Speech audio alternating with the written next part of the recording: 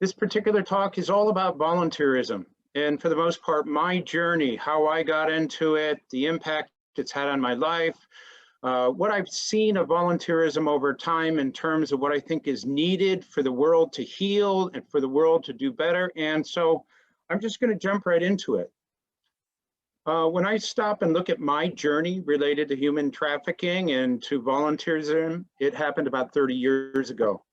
I was in Nepal. I was a public health officer, and my job basically was to translate resources into healthier people. What we were finding at that time were girls that were 12, 13 years old who were HIV positive. Now, if you know anything about Nepal, it's a very conservative culture. We should not have found that disease among that age group. So we went to go and interview the women and the girls. What we heard was basically the same story over and over again. And the story went something like this. A human trafficker would go into a community, flash a bunch of money around, and say, I'm looking for a wife. He'd say, I don't want an urban wife, I want a village wife. He'd find a girl, 11, 12 years old, befriend her, and then go to the family and say, I'd like to marry your daughter. Now, for most of us, that age would be perceived as very young, but in Nepal, it wasn't. People got married very early. So they would actually go through a wedding ceremony. The entire community would be there. After the wedding ceremony, you would have a situation where the trafficker would go to the family and say, I'm going to take your daughter to Kathmandu, the capital, but don't worry, I'll be back again in 3 months. But that isn't what's going to happen. Instead of taking her to Kathmandu, he takes her to Mumbai, India. Now you got to remember that this girl has never been more than 20 kilometers away from her home. When she's in India, she thinks she's still in Nepal. He then puts her in a room and he says, honey, stay here. I'll be back in a few minutes. As she was coming into this area, she saw all these women dressed funny, these men milling around. She says to her husband, no, don't leave me. I'm scared. He says, it's okay. You just stay here. I'll be back in a few minutes. He then goes to the madam to get the $500 for having sold her to the brothel. He has the gold from the wedding and he hands the wedding pictures over to the madam. He then leaves to go to Nepal to do this again and again and again, maybe 40, 50 times in a year. After that, Madam goes into the room where the girl is and says, guess what? Your husband just sold you to me and you're going to be with 20 guys a day, every day, because I say so. You can imagine her shock. No, my husband loves me. No, that's what happened. When she comes to internalize this, many of the girls say, I will kill myself before I do those shameful things. The madam then brings out the photograph of the wedding and says, is this your mother, your father, your brother? If you hurt yourself, we will hurt them. So she's trapped in this situation. In order to make her into a prostitute, it's quite simple. You simply shame her. So they bring in a couple of professional rapists, and over a 2-day period of time, they will rape this 12-year-old girl 30 times until eventually she just lays back and accepts whatever happens to her. After that, she's put on the line, which means that she will be with 20 guys a day, every day, for about 2 years until she gets what's called black eye, where she's so depleted physically and emotionally and spiritually that nobody wants her. So they take her and throw her out onto the street. If she's lucky, she got back to Nepal. Many of them never did. They languished in India, had AIDS, and died. And I was seeing the ones that made it back. Now, when I was kind of in this situation, I didn't really understand the evil of the situation until I actually went to those brothels. I was invited by the Indian government to do public health checks. I had a police officer with me. I went into one of the brothels and there was an 11-year-old trafficking victim. This girl saw me, saw an opportunity, literally ran up and wrapped herself around me, said, save me, save me. They're doing terrible things to me. I looked down at this child who was hysterically crying, wearing a dress 20 sizes too big because she was a child in an adult's world. I turned to the police officer, said, we need to get this girl out of here. He said, we can't do that. I said, how come? You're a cop. He says, if we try to leave, they'll kill us both. To make a long story short, We left, we came back with a lot more police, but of course she was gone. Now I tell this story because I wasn't one of those 15-year-olds that said when I grow up, I want to be an activist. In fact, I did everything I could not to be an activist. But every once in a while, we are tested in life. This was my big test. I was supposed to get that girl out of there. I failed miserably.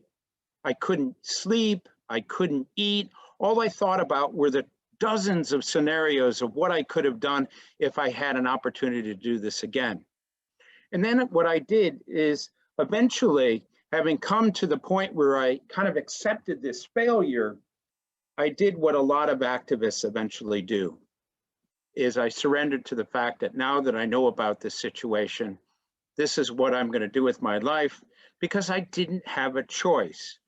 I didn't pick this particular topic. This topic picked me. And you'll hear me say this over and over again. We don't pick our causes pick us. And so as I came to accept the fact that there are 4.2 million people in this situation, and I've seen it firsthand, and I've seen all these girls in Nepal, as I say, I surrendered to the fact that that's what I'm going to do. Now, when it comes to the issue of human trafficking, it's not just about women and girls. It's also about men and boys. What you see here is a fishing boat.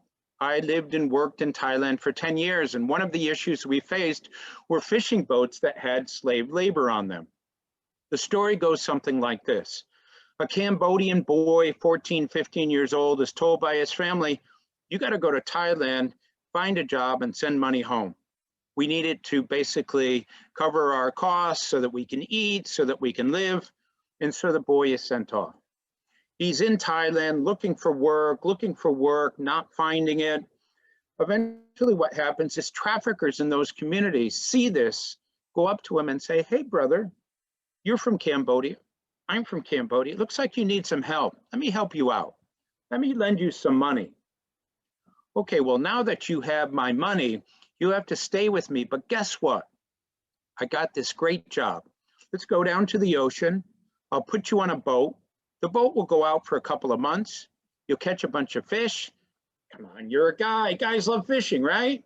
After that, the boat will come back. You'll have money in your pocket. You'll be a hero to everyone. So they go down to the ocean. He goes onto the boat. He doesn't realize he's been sold onto the boat. The boat goes out, but it doesn't come back after 3 months. It stays out for 4 years. This poor kid will end up working 17, 18, 19 hours a day, every day. If he doesn't, he gets beaten, he gets tortured.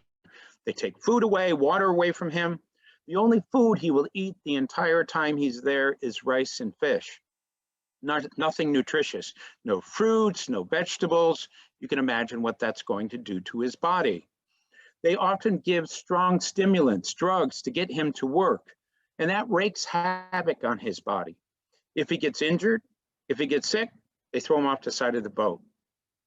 At the end of the 4 years, the boat comes in, guy goes to the captain and says, give me something. Captain says, go away. You're illegally in my country. The guy says, I will go and tell the police what you did. Captain says, go ahead. We own the police.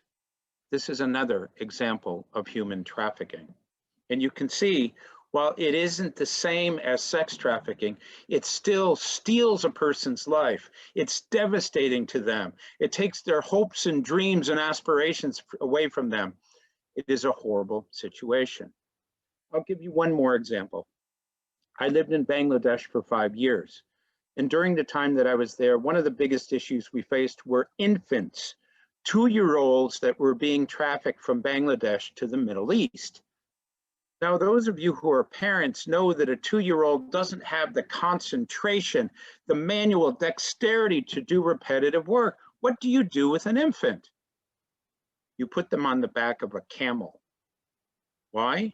Because if you put an infant on the back of a camel, what does the infant do? They kick and scream. What does the camel do? It runs.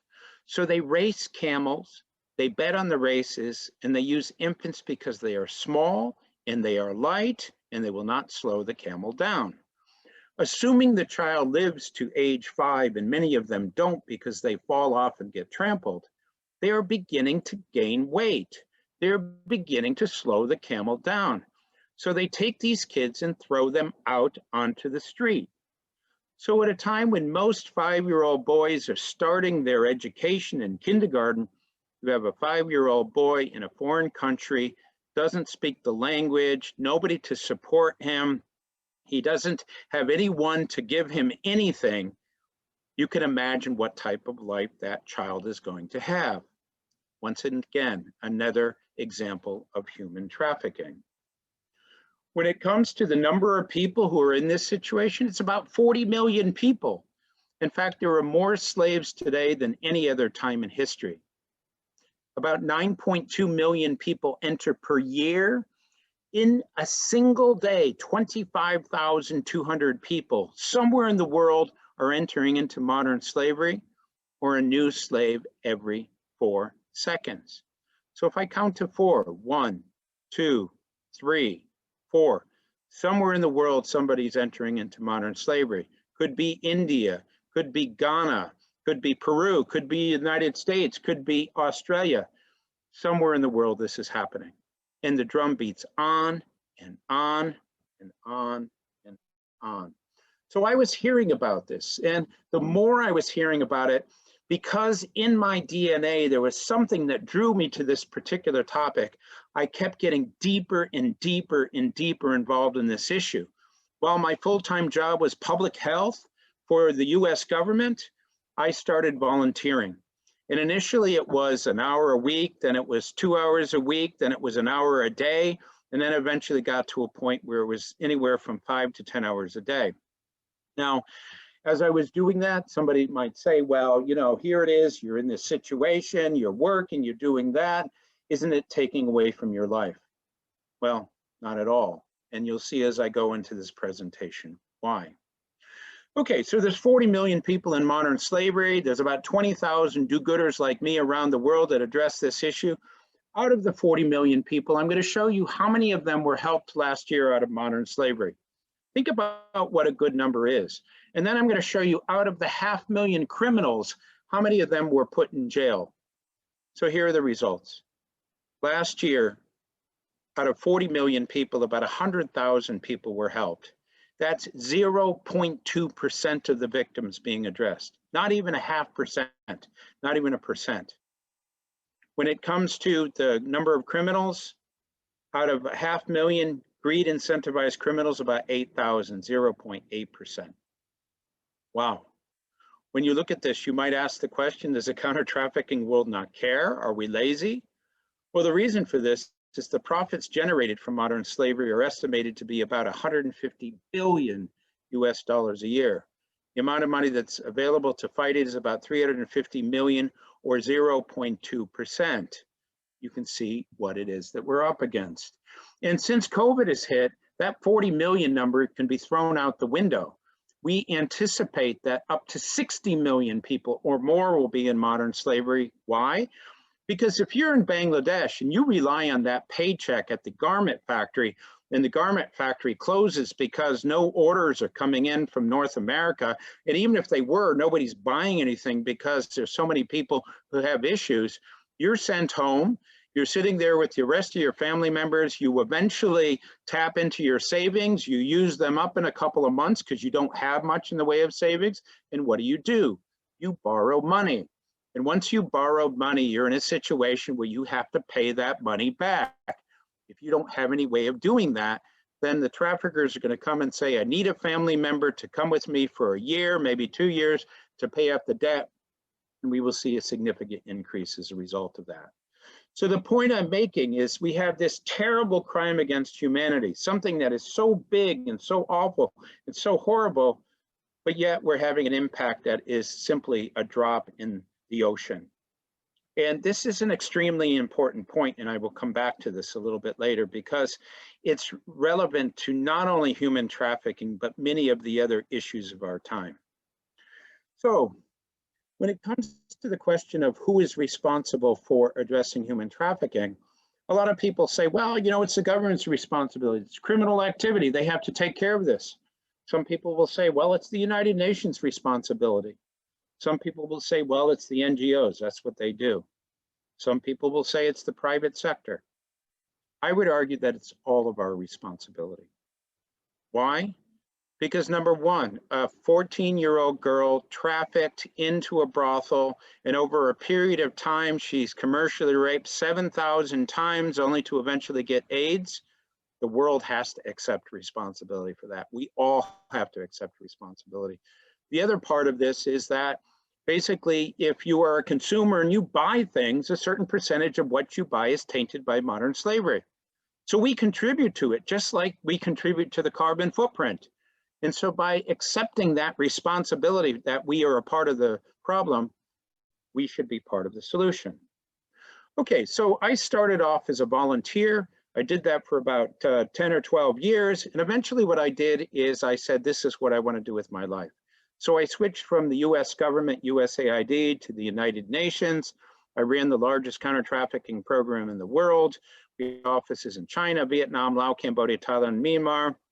As part of this work, I worked in over 40 countries. I worked on a whole variety of different developmental issues. And so what I'm going to do now is switch over to looking at some of the lessons that I've learned related to volunteerism over the years and apply some of this to my thinking related to this. So the first thing that I want to do is talk about this. And I think it's self-explanatory. Our world needs our help. When you stop and look at the various issues that we face, we have pollution and clean water and hunger and war, girls' education, forced labor, all of these things that are out there are happening in huge numbers. 5.5 million people die from pollution every year. Close to 800 million people are without clean water. Close to 800 million people go to bed hungry every day. Over 10 wars still rage around the world. 130 million girls have no access to school. We have child labor situations, 168 million children working. But what's relevant and important about all of this is when you look at the statistics for any of these things, we're failing. Most of them were under 5%. And the reason for this is that the number of government, UN, NGO, community-based organizations, private sector organizations combined isn't enough to really have much of an impact. This is an extremely important point because for us to be able to heal the world, the assumption is that we need to do stuff, and if the people doing this stuff aren't sufficient to be able to make a difference, we have to figure out another way. When it comes to community issues, it's the same type thing. You see that there are all kinds of issues at the community level: pollution, animal rights, drug abuse. We have issues related to the elderly. You name it, you have it. The second point that I want to make is to reiterate the fact that we do not pick our issues. Our issues pick us.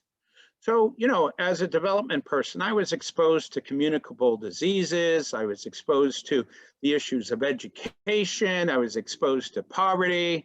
I was exposed to all kinds of things. And even though I care about all of those things, it was really the human trafficking issue that kept coming back to me. Every time I turned my back, it was in front of me. Every time I turned to the left, it was there. Turned to the right, it was there.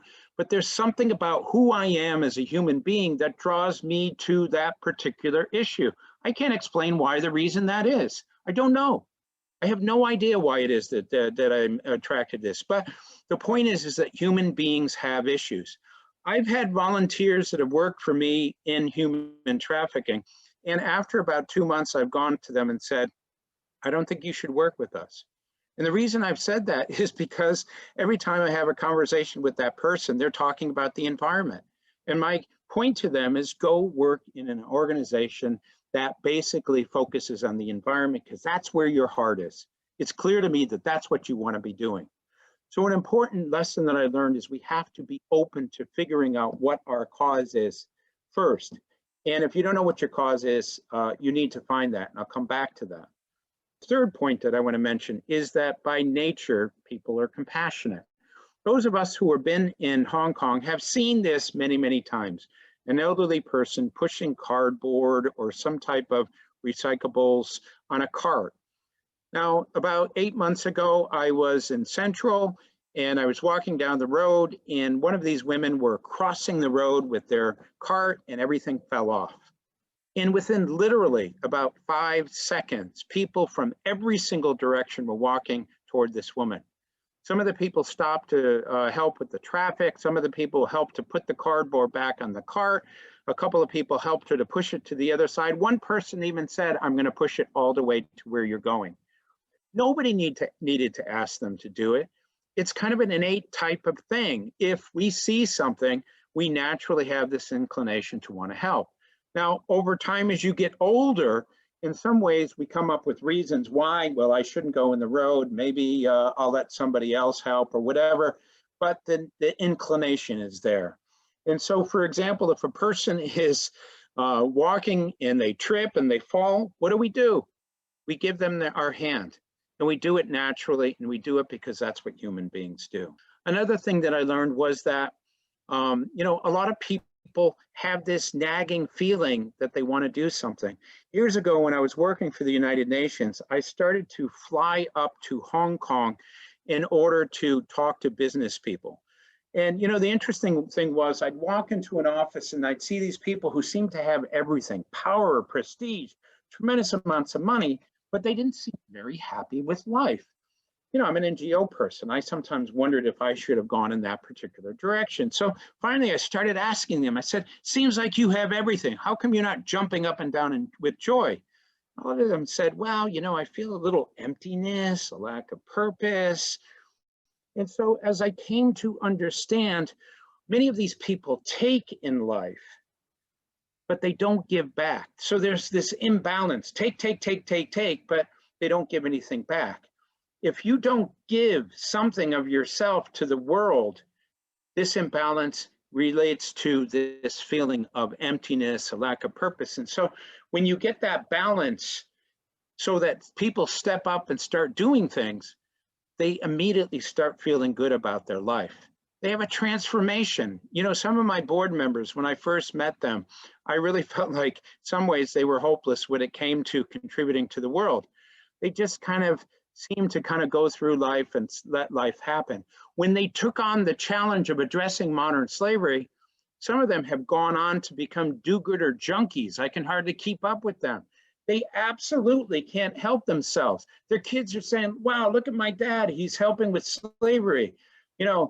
They start feeling like, "Wow, I don't know why I didn't do this earlier. I have my job, I make my money and stuff. I do this on the side. It doesn't consume all of my time. My life is much better." And so I've come to realize that imbalance, if you can fix it, really does make a difference. Another thing that I've learned is that a lot of people have an inkling of wanting to help, but there's a little voice in their mind that says, "Matt, I know you keep saying in your mind that you want to help, but let me just point out a couple of things. These topics that you're dealing with, they're really sad. You don't want to be exposed to that on a regular basis. Do you really want to step up and get involved in that?" Many of us have heard these types of voices. Another thing we hear is, "Oh my gosh, what it is that you want to do, it seems really cool and everything, but you're really busy. You really don't have time to kind of devote to something like this." Just to refute this particular statement, when it comes to students, yeah, students are super busy. They have homework and after school activities and many other things. But according to the statistics here in Hong Kong, the average youth spends about 2 hours on their phone and another 3 hours watching television. Somewhere within those 5 hours is probably a little bit of time to take away from the busy argument. And I dare say that for any of us and all of us, it's the same type of thing. I have nothing to offer. This is the thing that I hear most from people. What can I possibly offer? Everyone has something to offer. Everyone has a skill and ability. And a little bit later, I'll talk about my 9-year-old volunteer intern, who was one of my most effective workers. I'm not going to talk about it now because I think it's better to talk about it later. But my point is, we all have God-given gifts. We have something to offer. It's not a legitimate excuse. We can all contribute at any time in our life. What if I don't like it? What if I go to that NGO and I start volunteering and it's just not for me? That would be really embarrassing. So I shouldn't do anything. When you talk to most NGOs, they would say, we would rather have a person kind of step up and try something and not like it and leave than not to try it at all. So these are the kind of things that we see going on in our mind. Another thing that I think contributes to this is many of us are privileged. We live good lives. We had the ability to kind of decide what we do with our life. We have free time and so forth, but we feel content in our life. You know, when you ask a person how they are, I'm fine, thanks. And what that translates into, yeah, life is okay, life is moving forward. If you don't feel the pain and suffering of what I described, you're not going to care about it. If you don't care, you're not going to do anything.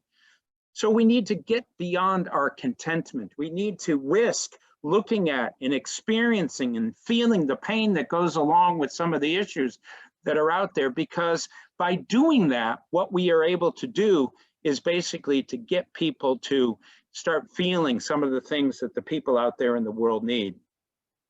And so not too long ago, I was in Singapore and I got up on stage, and sometimes I get really animated and I almost kind of go into a trance, and I just get into a rant. And the rant that I was kind of focusing on was, you know, the fact that we need all these people, we need to get people involved. Why don't people do this, et cetera, et cetera. And I kind of, after about 10 minutes, realized that I was in this kind of a freaky phase, and I stopped myself. But afterwards, I had somebody come up to me and say, your speech was all about validity. And I said, excuse me? Yeah, validity. Now, I don't know how many of you know what that word means, but I didn't know what it was. I could hardly pronounce it. And so I looked up the word, and the word means a wish or inclination not strong enough to lead to action. And this person was right, because what happens is many of us have validity. We have this desire to get up to the line and do something, but not enough to get over the line. And that's really kind of the issue of our time. How do we take that inclination? How do we take that desire? How do we take that urge? How do we take that kind of sense of emptiness? How do we take that lack of purpose and translate that into people stepping up and doing something? And so basically I did a TED Talk, and as part of the TED Talk, what I did is I talked about that process. I didn't realize it was validity yet, but kind of the way the world works is, let's say that you are hearing about human trafficking for the first time. So you hear about it, then you get interested in the topic, then you look more into it, then you get to the point where you really want to do something, you get up right up to that line, but once again, you don't cross over. Crossing over that line is one of the biggest, most important, relevant things for the world to understand. And it's kind of like what the marketers do for you getting and buying clothing from a store. One of the biggest issues a clothing brand has is to get a person to walk through the threshold of their store just once. Once they do that, they'll do it again and again and again, but getting them to do that is part of the problem. So we need to understand this particular topic. So what do we need to do as part of this process? What we need to do is to identify heroes. Now, I'm going to ask a question, and I can't see you all, but I'm going to ask, how many of you would self-identify as being a hero? Okay, I'm looking at you and I don't see anybody. This is exactly what I often hear. And the reason for that is because for most of us, a hero is that person who runs into a burning building, grabs the kid and runs out, or an elderly woman's about to be hit by a bus and they run and they risk their life in order to do that. I'm going to redefine what heroism is. To me, a hero is a person who does a selfless act with for another person or for the earth with no intention of getting anything in return. It's a kindness. It's a kind gesture. Okay, so let me ask the question again. How many of you, based on that definition, would define yourself as being a hero? I want to see some hands. Come on, every single one of you has done a kind gesture at least once. If you don't raise your hand, you haven't ever helped anybody. And I wouldn't believe that. Nobody will believe that. You all have. And so what we've done is we've changed heroism from being this really magnificent, important thing to something quite simple. Doing something, getting involved, stepping up, being a part of the solution. That is heroic. And we did this because when we went to talk to people about volunteerism, a lot of people said, well, I don't feel appreciated. I did that work and nobody really said something to me. We need that validation. We need that encouragement. We need that sense of kind of wanting to be a part of something bigger that we feel good about. So think about things in terms of heroism. And so I wrote a book called Be the Hero, Be the Change, and I kind of did all of the things that I'm talking about, I described, but as I get about 3/4 of the way into the book, I talk about this concept of DASH. You know, we love to have our acronyms in the developmental world. And so I developed this, and DASH has 4 components: decide your issue, accept some responsibility, surrender, and help. And so let me just quickly go through these things. I've said it over and over again, and I'll say it one more time. We don't pick our issues, our issues pick us. And if you don't know what your issue is, go out and find it. And it's easy enough to go out and just look at videos, to talk to people, to go to seminars, to work at Crossroads and other organizations until you find it. Try to figure out that thing that makes your heart sing, that gets you to have your heart either get excited because of the injustice or the excitement of being associated with this. But in order to know what it is that your issue is, you have to be open to looking at the world and the world's problems and accepting that I am going to find what it is about this world that really kind of resonates for me. The next thing we have to do is accept some responsibility. The way the world looks at the world's problems is that government's got to take care of these. The NGOs got to take care of this. The UN has to. There are people out there who will do it. But as I've made the case, we are failing in every single endeavor. We breathe the same air. We drink the same water. We live in the same communities. We basically use the same resources. We have to accept some responsibility. And so let's say that, you know, this is your house, and a big storm comes by and that tree happens to be on your lawn and it lands on your neighbor's car. You have to accept some responsibility. That is your space. What I'm saying is we have to allow for the space that we have set aside for holding responsibility to open beyond our yard, to our neighborhood, to our community, to our state, to our country, to our world. We have an infinite amount of compassion, an infinite amount of love, an infinite amount of being able to really kind of address the issues of our time. We have to open ourselves to that, and we have to make it part of our charge, part of our responsibility, part of what it is that we do as human beings living in this earth. Surrender. Now, I don't know how to describe this to people. That day when I surrendered, it was just kind of like, you know, I just can't not do anything. I have to get involved. And I felt like the moment I crossed over that threshold, the moment I gave up the resistance to this, the moment I accepted the responsibility, the moment I just said, this is what I'm going to do, transformation happened. And I say this transformation happens on the other side of surrender. Now, for those of you who have never experienced this, I hope you do. It is one of the most freeing, one of the most important feelings that you can have, because you basically said, I am going to not listen to those voices in my mind. I am going to accept the responsibility. I'm going to do things, and I'm just going to get on with it. I'm going to just get on with it. And it's just an amazing moment in a person's life when they have that type of thing take place. The last thing is just to do something. Just do it. You know, Nike got it right when they came up with that statement, just do it, because it's a call to action. And it's a call to action that almost says, don't think about things, just do it. Don't come up with excuses. Just do it. Do something, do something, do something.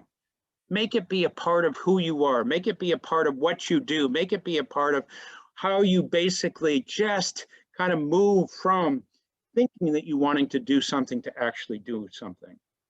Okay, so usually when I get to a point in my presentation, and I often get in front of people and talk about human trafficking, and I give a particular lecture. And at the end of the lecture, I often say to people, if I could get each of you in this room to do just one thing, if 10 million people did one thing, that would add up to a lot. One of the things that you can do is to learn about a topic. And then I say to the audience, guess what? You've done your one thing.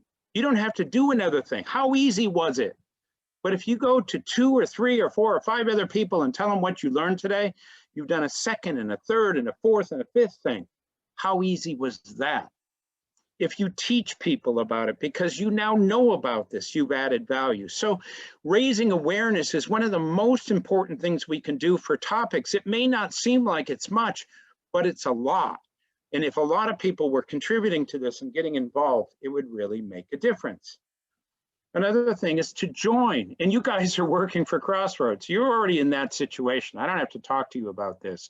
But participating and working with organizations makes all the difference. And volunteerism is a wonderful thing. It's a wholesome thing. It's a healthy thing in many ways. And I'll talk about that in a few minutes. But I also want to reiterate the fact that volunteerism can happen at every age. So I mentioned that there was this 9-year-old girl who was one of my interns. So this girl saw a documentary that I was in. I don't know how she got my email address, but she contacted me and she said, Mr. Friedman, I saw you in a documentary. I'm 9 years old and I want to help. Tell me what I need to do. I said, you're 9 years old. She said, so what? I said, you're 9 years old. She said, 9-year-olds are the new 16-year-olds. Give me a chance. So I said, what are you good at? She says that I can find anything on the internet that you want. I'm great at that. So I gave her an opportunity. I gave her some tasks, not expecting much, but within about a week, I had everything I needed plus a lot more. In fact, she was better than my second-year Yale law student at finding stuff on the internet because that was her God-given gift. She applied what she felt like she was good at to basically volunteerism. And that's a really important point. And I'll talk about that in a moment. Donating and giving and fundraising, all of these things are really super important and a lot more important now. You know, when it comes to COVID, a large percentage of NGOs that I worked with in Hong Kong and other locations are suffering. All across Asia, we're seeing NGOs that are closing down. The resources are being diverted to something else. This is a major problem at a time when most organizations need to be there. So donating to an organization really does make a difference. Fundraising for them is also important. To keep a girl in a shelter in Cambodia cost about $5 a day. Maybe the state will pay for 2 weeks. Maybe they need another 2 weeks. And so skipping one meal in Hong Kong and taking that money and giving it to the right organization can make a big difference. Once again, contributing, being a part of the solution, offering something of yourself, these are all relevant and important. So when it comes to the 9-year-old girl and when it comes to all of us, if we are able to help people, but also to use our God-given talent, you add these things together. And what we're really talking about is an amazing win-win proposition, which really does result in purpose. And so, you know, if you are a public speaker like Greta and you use that gift, you can influence a lot of people. I've worked with people in the counter-trafficking world who use dance to communicate the issue of human trafficking, or poetry, or they basically write articles, or they sell t-shirts. Whatever it is that is your inherent gift, whatever it is that you offer the world, basically, if you apply that to your volunteerism, it's a win-win because you benefit and the world benefits. But I'll say one other thing. When we take on volunteers, we use 2 criteria. One criteria is that you're already doing something, you want to apply your experience and your skills. The other one is a person wants to learn something new. We had an airplane pilot that worked for my organization who was laid off. He always wanted to learn how to do computer programming. So he approached us and said, I want to work with the Mekong Club, but I want to build a skill. Will you allow me to do so? We said yes. He developed this amazing dashboard that is one of our tools. It demonstrates that we can learn and apply these types of things. Okay, so what I'm going to do is I'm going to just sum up now with a couple more stories. Years ago, when I was in Nepal, I desperately wanted to do something to help address modern slavery, so I decided to write a book. As part of this book writing process, I basically went from shelter to interview the women and the girls. I went to one shelter and there was a girl named Gita, and every time I approached her, she said, no, I don't want to talk to you. But she sat and listened to every one of the other stories. When I finished there, I got up, I was leaving. Gita comes running over and says, I changed my mind. You can have my story. I said, that's great. So Gita sat on one side of the table, the rest of us sat on the other side of the table, and over a 3-hour period, she told the worst story I'd ever heard of rape and torture and disease, everything I had heard times 10. I honestly didn't know what to say to this girl. Finally, I turned to her and I said, wow, Gita, you must be so angry at the traffickers for the horrific things they did to you. She paused and paused and paused. And then she said, no, I'm angry at you and you and you. Where were you? She said that every single day she woke up praying for somebody to come. Nobody came. She said she went to school till she was 12. She knew that everything around her was right out in the open. Nobody was doing anything. She said she wasn't angry at the traffickers. She said they're just bad people being bad people. She said she was angry at the good people, at society for allowing a 15-year-old girl to be commercially raped 7,000 times only to eventually get HIV/AIDS. Now, I tell the story because Gita inherently understood the point that I was trying to make, that we are not going to be able to solve the issues of the world unless we get the world, the general public, the people of the world to step up and be a part of the solution. In the absence of this happening, we are not going to be able to make much of a difference. And you've seen the statistics to support that. And so I often hear people say, well, you know, Matt, the world is only helping 0.2% of the victims. It's really impossible to make much of a difference. Okay, so my response, and it's a hypothetical response, is this. And listen to my reasoning on this. Imagine if there was a meteorite that was going to hit the Earth, an asteroid, something, and it's big enough that it would wipe the world out. But we were told that if we could end modern slavery in 2 years prior to this happening, the asteroid would go to the left or to the right. Now, do you think that the world would figure out how to address modern slavery?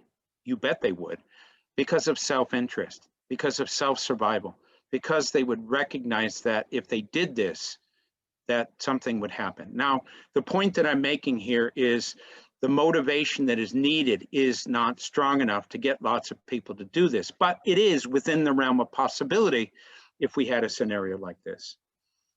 Another thing I often talk about is the importance of small things in large numbers.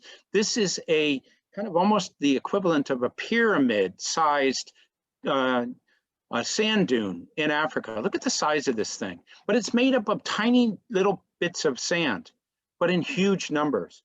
And the point of this is to demonstrate anything in huge numbers, whether it's something small, can add up to something big. So if we could get everybody to step up, to volunteer, and if we could get 10 million people to do one thing or two things or five things, or make it 100 million people, it would add up to something quite big, something quite important, something quite relevant. When it comes to volunteerism in general, there's one other thing that I have to say is that volunteerism basically has many positive dividends. It's not about just being in a soup kitchen and doing something really grueling and giving up of your time. Most people have health benefits. They find it to be fun. It contributes to their happiness because endorphins are going off in their mind because something about volunteerism basically taps into that. It allows us to learn, to make friends, to be a part of a community, to develop confidence. There are many things that come from this. And in fact, my life started from volunteerism, my professional life that I'm doing now, and I wouldn't have changed a single day of my life every single moment of that volunteer process to where I am now has been precious, and it's contributed to my personal growth, my professional growth, and everything else about my life. And it's given me a sense of purpose. I've had somebody come up to me and basically say, and this has really stuck with me, what if on your last day on earth, the person you became was to meet the person you could have become? And I've always felt this is kind of a sobering statement, because I think all of us have the potential to do so much more in our life. Life interferes, a lot of our habits interferes, but we can all do more. And certainly volunteerism allows us to reach that. I'm going to end with one last story, and that is I was in Washington, D.C. at a banking conference, and after doing a presentation, a banker comes up to me and says, "I want to talk to you, Mr. Friedman." I said, "Okay." We went off to the side. He said, "You know, I live in the United States. I was going from one part of the country to another. I had my 2 teenage daughters and my wife. We were driving. We got about halfway to where we needed to be. We stopped to rest. We went into a motel. After I got them tucked in, I was going out to get food, and I saw this 14-year-old girl being dragged into a room. I knew it had something to do with prostitution. I was very upset because I had teenage daughters, so I went to the manager of the motel, not knowing if anything would happen. Sure enough, 20 minutes later, a police car came. 20 minutes after that, this guy was being taken out in handcuffs. The girl had some women around her. She was taken away in an unmarked car, presumably to a shelter. He said, that was a milestone in my life. It was one of the most important things that I ever did in my life. So I turned to this guy and I said, well, what do you do? He says, I'm a banker. I said, yeah, I get that. You're at a banking conference. But what do you do within the banking world? He says, well, basically, I do compliance work, risk assessment. I look at potential nefarious, illegal activities. So I asked him, do you ever deal with human trafficking? He says, yeah, we do those cases all the time. We find them, and when we send the information to the authorities. So I looked at this guy and I said, dude, you do this all the time. You're talking about that one case that you happen to be there, but by you doing your job, you basically add value to making the world a better place. Now, what was really interesting to me was this guy never really made that connection. It was an epiphany for him. He was like, oh, wow, nobody really ever said that. So a couple of months later, I was in Singapore on stage. There was 650 bankers there. I told them that story. Afterwards, I had about 30 people come up to me and say, wow, didn't make the connection with the fact that, yes, we are contributing. Yes, what we do is heroic. Yes, we are part of the solution. Now, I tell this story because it's really important for people to understand that you are already heroic. You have been heroic through your entire life. You maybe haven't given yourself the pat on the back that you deserve, but by encouraging yourself through your heroic acts and encouraging others and helping the world to understand that collectively we need to come together as a world to solve the issues of our time, to heal the world, to make the world better, things are going to get much better. And we have to walk away with that understanding. And I hope I made the case for that. Just so that you know, the book that I mentioned is Be the Hero, Be the Change. We do a lot of presentations, consulting, coaching on this for corporate social responsibility offices, for different organizations and so forth. With that, I'll end. Thank you very much. And if you have any questions, I'm happy to answer them.